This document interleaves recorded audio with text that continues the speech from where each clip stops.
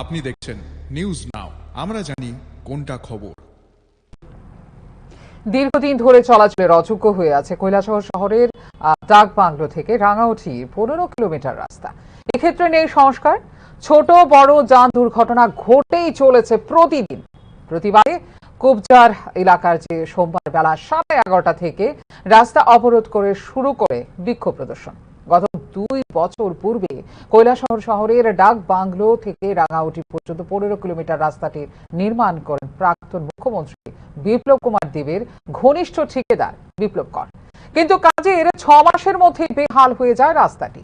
যান দুর্ঘটনায় মৃত্যু হয়েছে গাড়ি চালকের বলে অভিযোগ করেন বিক্ষোভকারীরা।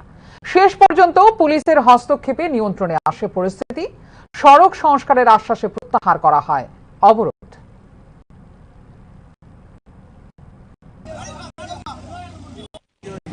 এই যে আমরা রাস্তাতে আমরা কুবজা মুরারদিগঞ্জ স্থানিত এরিয়াতে আমরা আজকে রাস্তা অবরোধ করছি।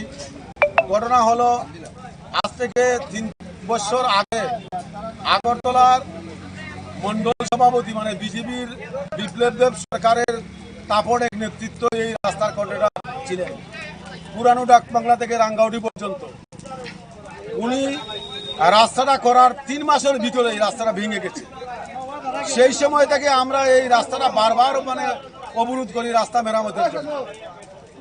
রাজ্যের মুখ্যমন্ত্রী বর্তমানে ডক্টর মানিক শাহ বারবার বলছেন ত্রিপুরা রাজ্যের উন্নয়ন বিরোধী দল দেখছে না। আপনারা পুরোনো ডাকবাংলা থেকে রাঙ্গাউটি পর্যন্ত যান, 1 ফুট 1.5 ফুট গর্ত রয়েছে প্রতিটা জায়গাতে।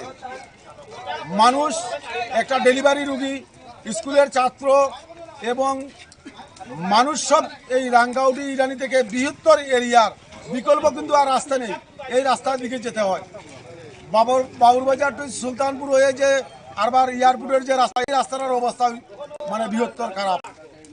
আমরা প্রতিবাদ করছি রাজ্যের মুখ্যমন্ত্রীকে এবং আমাদের জেলা শাসককে বলছি এবং রাজ্যের চিফ মিনিস্টারকে বলছি এই রাস্তা অতি সত্বর মেরামতি করার জন্য, নাইলে আমরা